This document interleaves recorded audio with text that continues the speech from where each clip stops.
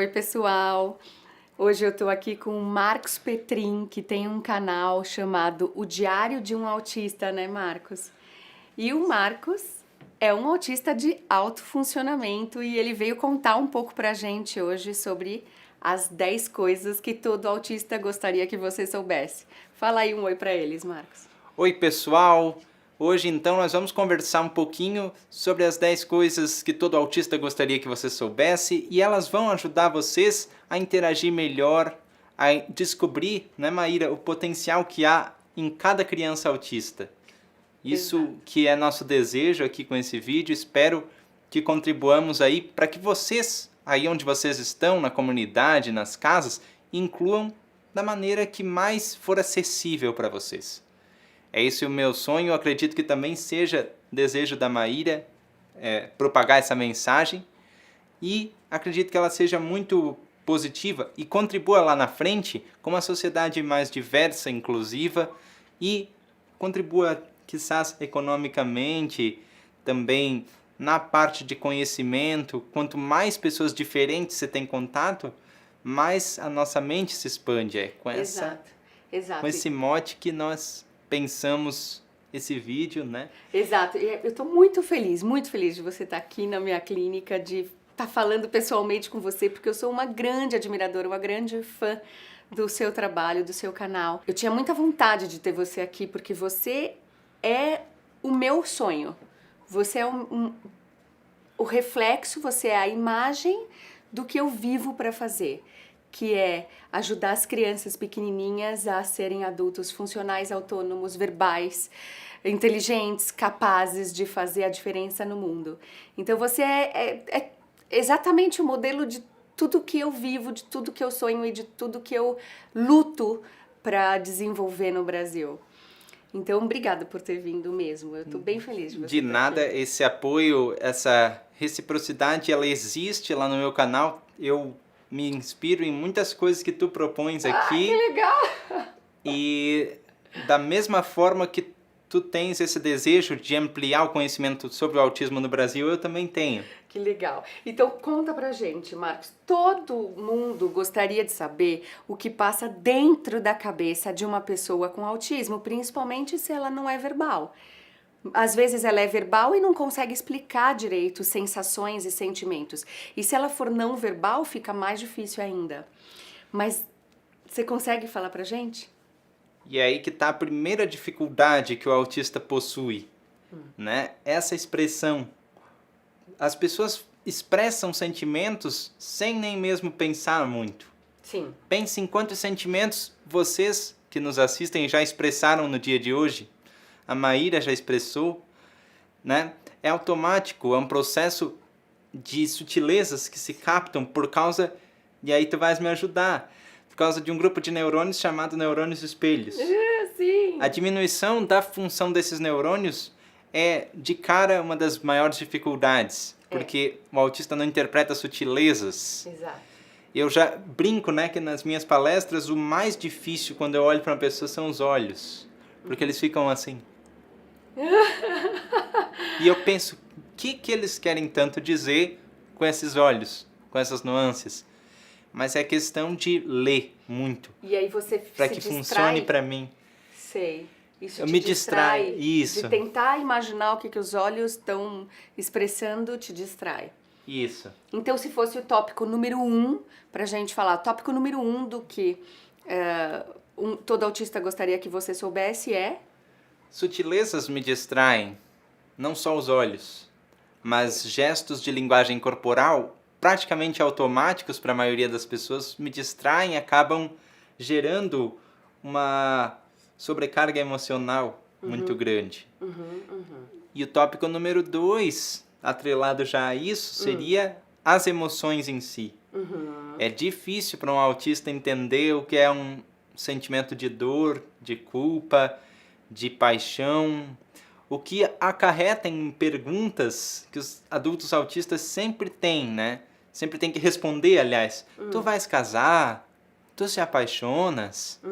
Tu sentes do mesmo jeito que eu sinto? E é difícil, sem a sutileza, tu interpretares uma emoção. É.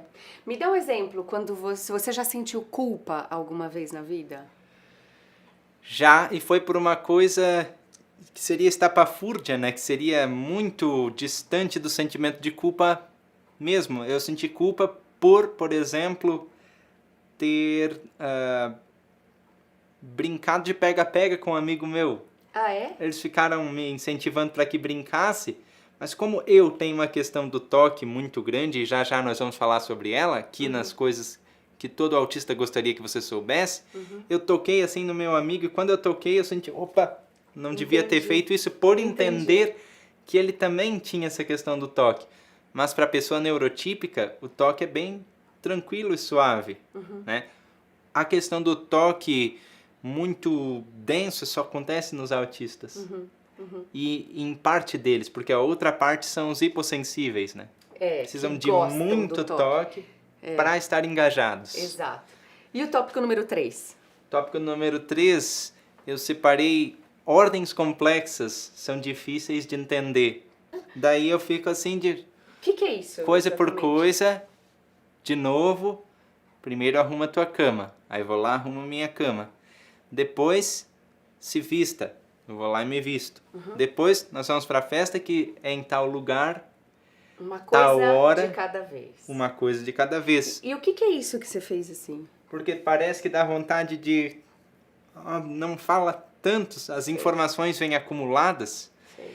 E alguns ramos da ciência pesquisam, e aí tu me dizes, se tu já encontraste algo assim nas tuas pesquisas, que quanto mais informação tu pões para um autista processar, mais embaralhada se torna aquela mesma informação. Sim, porque a pessoa com autismo tem um déficit, tem uma latência numa área do cérebro que é responsável pela atenção dividida, que é justamente fazer duas coisas ao mesmo tempo. A gente não faz duas coisas ao mesmo tempo, a gente faz uma só. Só que um cérebro típico migra a atenção entre um estímulo e outro em microsegundos. Então eu consigo falar com você e atentar para sua mãe que está ali do lado, atentar para você que está mexendo agora no tablet e voltar para a minha linha de raciocínio. A pessoa com autismo demora de 3 a 6 segundos para chegar a atenção em outro lugar e voltar.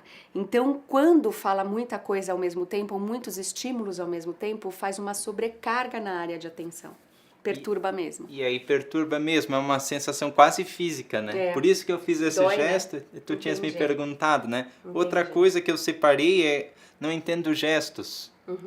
As pessoas, principalmente na escola, eu perguntava as minhas notas para os professores e eles diziam assim, tá, eu te pergunto a minha nota e tu fazes assim com a mão? Qual que é a lógica? O que significa? Na verdade, ele estava mostrando o número, né? 5. Ah, tá. E fazia um rosto triste, assim. Não deu 5, Marcos. E aí eu combinei com eles que, em vez de ficar mostrando gestos, fala. Tá. Fala, e o que nos leva a outro ponto, né? Concretude sempre. Quando as pessoas se tornam adolescentes, eu sinto que há uma dificuldade maior com isso, porque as metáforas vão dominando o teu dia a dia, na forma de gírias, códigos, maneirismos de estado para estado, enfim, né? Mas eu senti muito isso, quando as pessoas, por exemplo, diziam, nossa, que gata. Mas como? Gatos? Aqui chama carrocinha. Hoje nós rimos, mas na época era o Marcos, o menino que não entendia nada. E era desesperador, né? E eu acabava ficando à parte de algumas discussões mais em metáfora. Parece que os meus amigos, vez e outra, falavam em códigos. Porque a gente não percebe, mas a gente usa muito mais metáfora do que a gente imagina. A gente usa muito mais expressões desse tipo do que a gente imagina numa conversa. Isso. E aí são, para pessoas neurotípicas, atalhos, e para autistas são descaminhos, né? O que funciona para ti para denotar alguma outra palavra, por exemplo, é forte como um touro. O autista não vai conseguir comparar a força bruta a um touro. Entendo. Né? E isso aconteceu de melhorar quando eu comecei a ler. Ler, e no dicionário principalmente, E melhorou na escola também. Então é como se você tivesse que ter aprendido, é como se você tivesse aprendido uma outra língua. Exatamente. Eu tive que começar um beabá para entender que quando as pessoas dizem, ah, que gata, na verdade não tá falando do animal gato. É uma expressão. Eu fui lá na parte de expressões, meu pai me ajudou com isso também, que ele usa uns ditos populares assim de vez em quando. E aí eu dizia, pai, o que quer dizer isso? Ele ia lá, quebrava o dito e dizia, olha, é assim, ó, vamos analisar comigo. Casa de ferreiro, espeto de pau. Filho, já viu um ferreiro ter espeto de pau se ele é ferreiro? Entendi.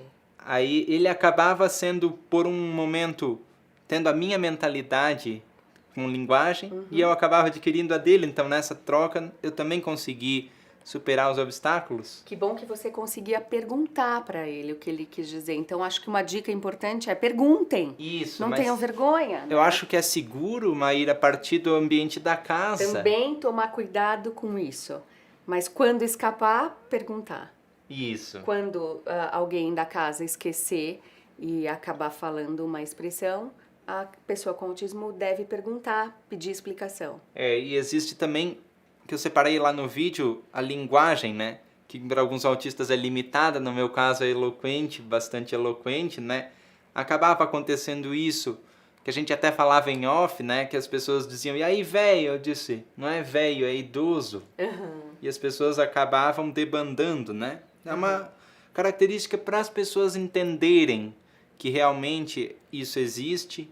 E para autistas não verbais é pior, porque a linguagem ela vai se adquirindo de uma maneira mais limitada.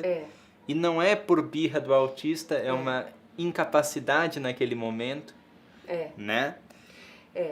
Pessoal, nós nos empolgamos muito aqui, foi muito legal esse papo e eu queria que o Marcos explicasse bem detalhadamente, porque é a prova viva, né? Ele é a prova concreta de todas as informações que eu tento passar para vocês aqui no canal. Então, nós vamos ter que dividir esse vídeo em duas partes.